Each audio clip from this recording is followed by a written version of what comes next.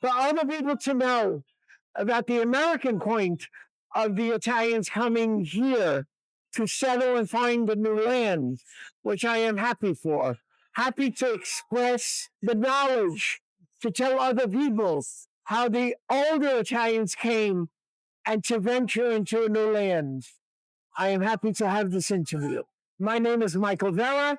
I am both a Sicilian and of Napolitan extraction. My age is 76 years old. Okay, my profession, I was basically a baker. I had my own business out in Brooklyn, which was taught to me by my grandparents. And from there on in, I think I got a little fatter and a little bit enjoyable. And that's all. That's it. I had a business 38 years in Brooklyn. I retired about 10 years ago, and now I am enjoying the American way of life. My grandparents on my mother's side came here in 1895. They came from Provincia di Napoli, which was Avellino at that time. My other grandparents came from Palermo in 1897. They settled on a block, 2 blocks from here, which was basically a Sicilian conclave, that entire, which was Elizabeth Street. Mostly the people came from Shakatan, Palermo, and the other part was Trapani. They were there. Each one celebrated their own festival of their own town. We had in Little Italy at that time, we had a festival every week, about 13 festivals during the course of the summer. Basically, Napolitan and Sicilian festivals. My grandparents, when they came here, they decided that they loved the other country, that they knew there was going to be a future for their grandchildren and great-grandchildren.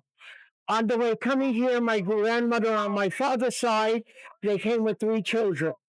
From there on in, they had another 11 children past that. Whether it was to popularize the United States or they stood that they were on the farm, this I do not know. My other grandparents had 14 girls, just girls. 14, my Napolitan side. So we'll leave it at that. When I went back to Italy, I went back to Palermo, a little province called Terza Generosa. I was there. I visited. I saw the house where my grandparents were married and then came here. When I went to Avellino, I also saw the little house that my grandparents lived over there. When they came here, I guess they all thought they were going to find gold in the streets, but I think they knew they were going to have a better life. So from there on in, they prospered and enjoyed. Did I like the scenes of Italy? Everything there was much beautiful as far as concerned. But as far as your future, this I do not know.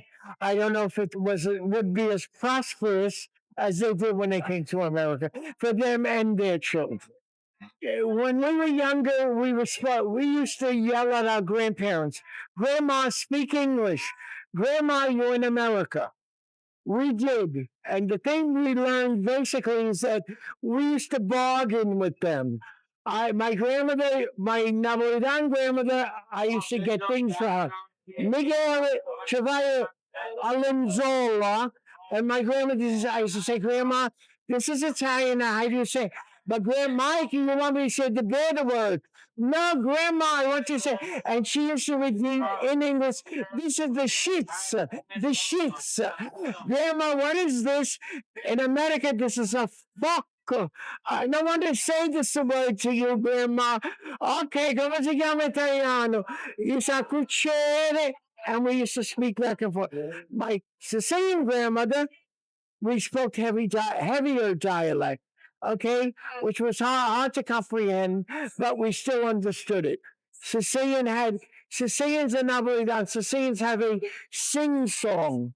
Kuye, Kistafashin, Dosta, Kistamedig, and Sicilians had special words.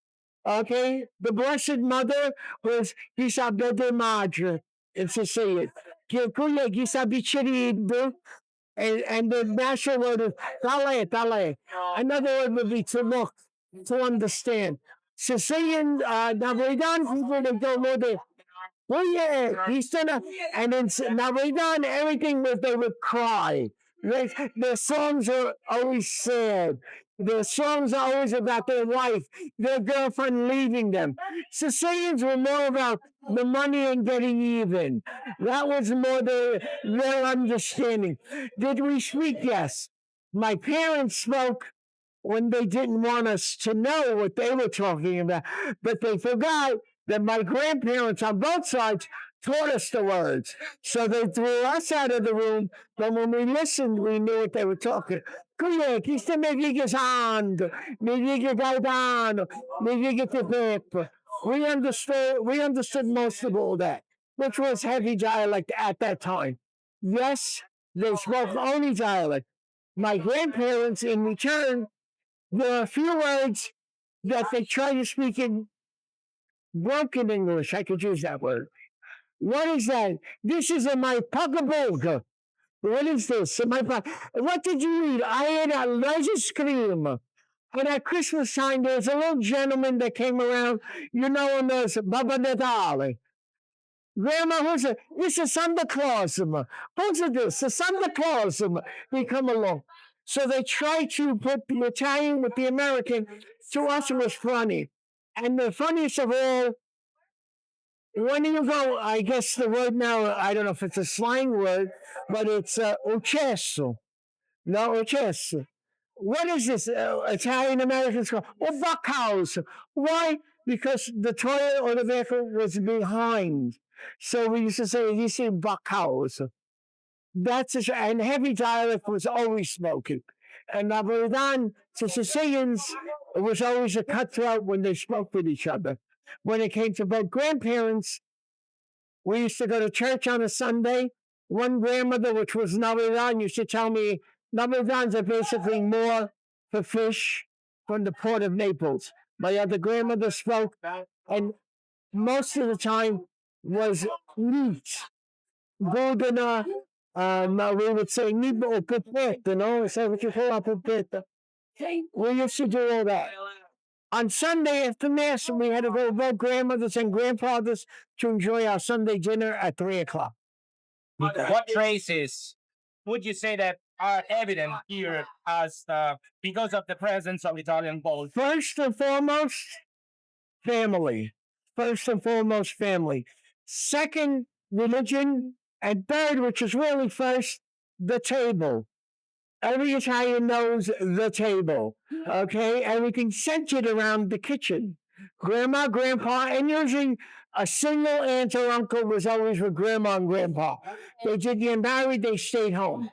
We were forced, I can't say forced, but because out of respect to our grandparents, we went to church, we honored all our saints, and basically our religion. After that, again came the table, Sunday dinner, 3 o'clock, right after Mass. We all ate. Every Italian family ate at 3 o'clock. You could have went out and robbed the car. You could have did anything you want at 3 o'clock. We ate.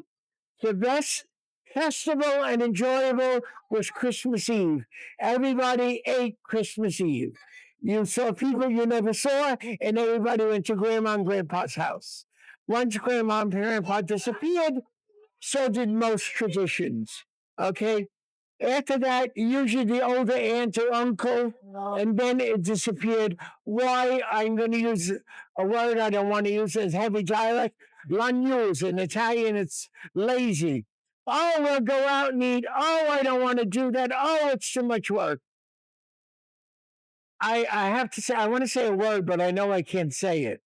Did I say it? Okay. When we were younger, there was a four-letter word you could not use, and it's the Italian word is fangu. In English, would be I could say it, fuck. That's a four-letter word you could not say. Now you use it as a greeting. How's your after mother?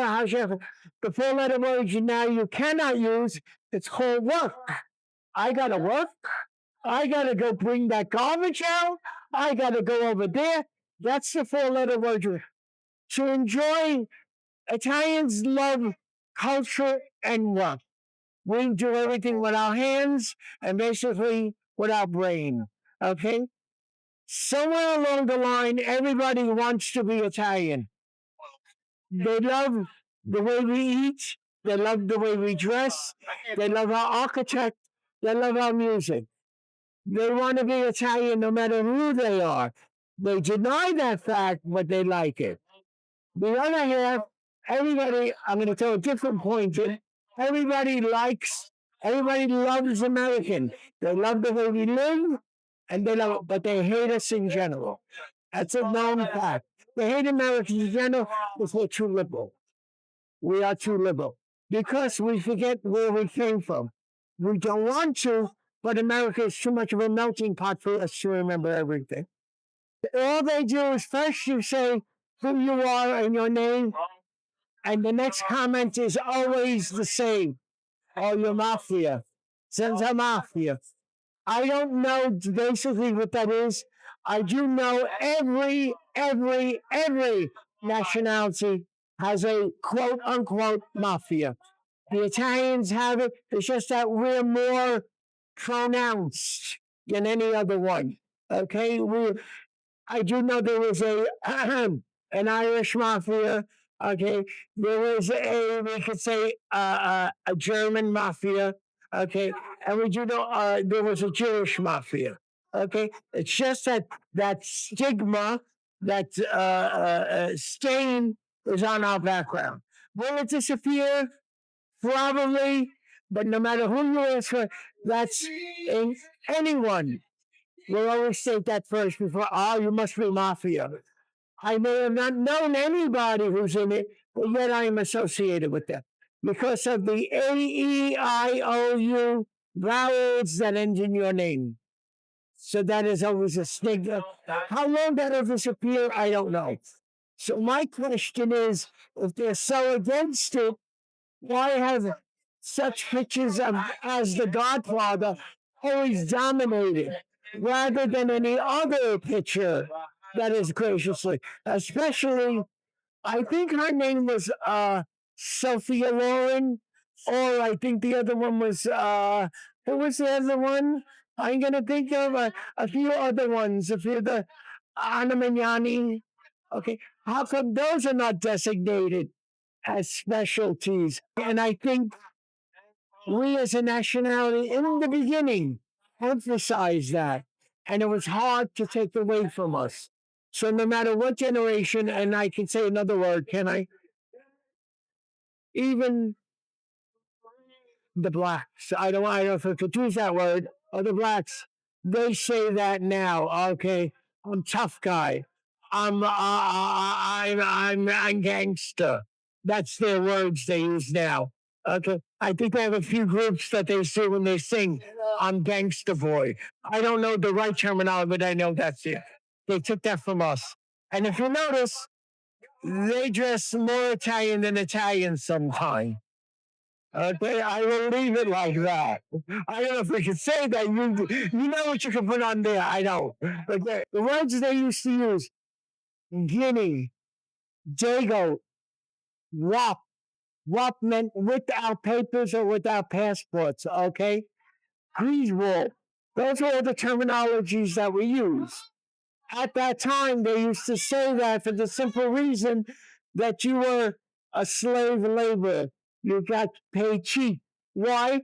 Because Italians use their hands, as I said before, to create things. They were used to dig holes for mass transit, to build architect. Why? Because at that time, most of the first generation Irish were here. They have ascended to another level, and then the immigrant came to do all the slave labor. Being that the Italians basically came from areas where they were farmers and migrated here, they would assimilate with the American way. To get an old fashioned cold water flat, they would do anything to support their family.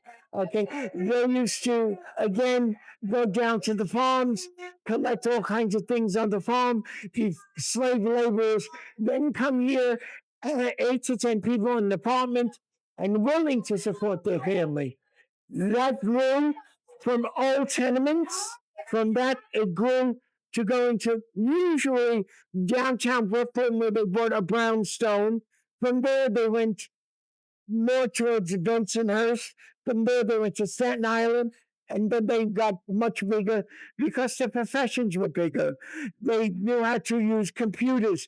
They went into companies where allowed them to progress, and they progressed because they knew without any education they wouldn't get far. With education, they would. So they would assimilate to the American way, basically. Some people told us that, oh, I used to live with we were 11 people in an apartment. Do you have any experience like? Yes, we did. We all had that experience. The reason we did is because basically, I didn't think of, basically Italians stood in their own, and use a slang word again. They stood in their own ghetto. Okay, it was an Italian ghetto. We called it a neighborhood. In those days, it was a ghetto. Most people, why? Because it was partly all your stuff came here. You could have got prosciutto, gabagool, salami, and cheese. Okay, all the things you associated with Italy were in the Italian conclave. When you went out, it was hard. I don't think my grandma ever ate a hamburger or frankfurter in her life. I don't think so. Why do we stay like that? Because the apartment dwellings here were small. They were usually 3 and 4 rooms. Italians had big families. Okay, Italians like the Jewish had big families. Again, I don't know if it was to populate or they still thought they were on the farm. I have no idea.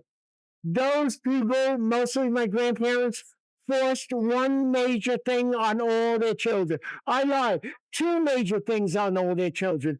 Education was specified and learn the English language, even though our grandparents didn't want it. They did.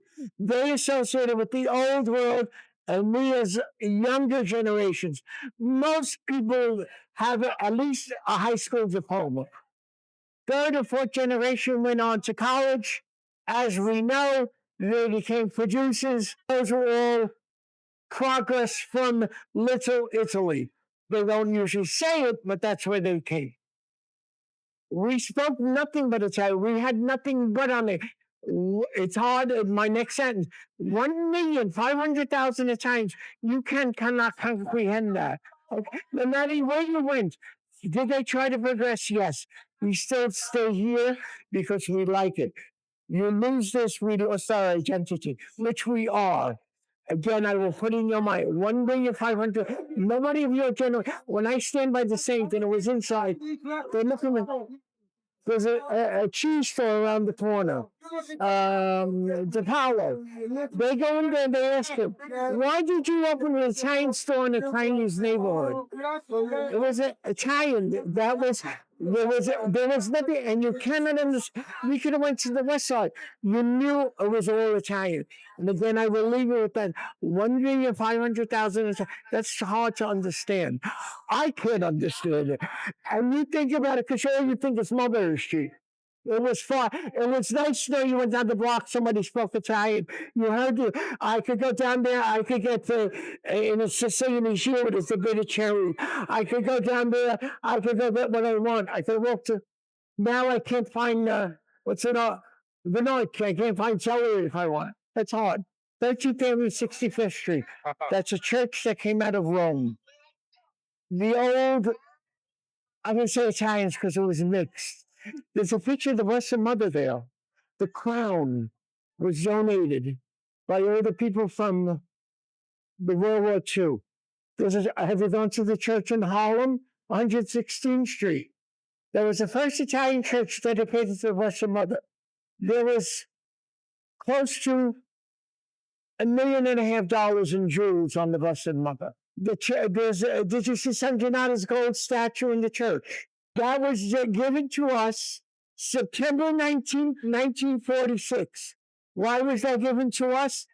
As a thank you, as a remembrance for all the American Italians that fought, I'll use his name here, Mussolini. Okay, don't forget. Yeah.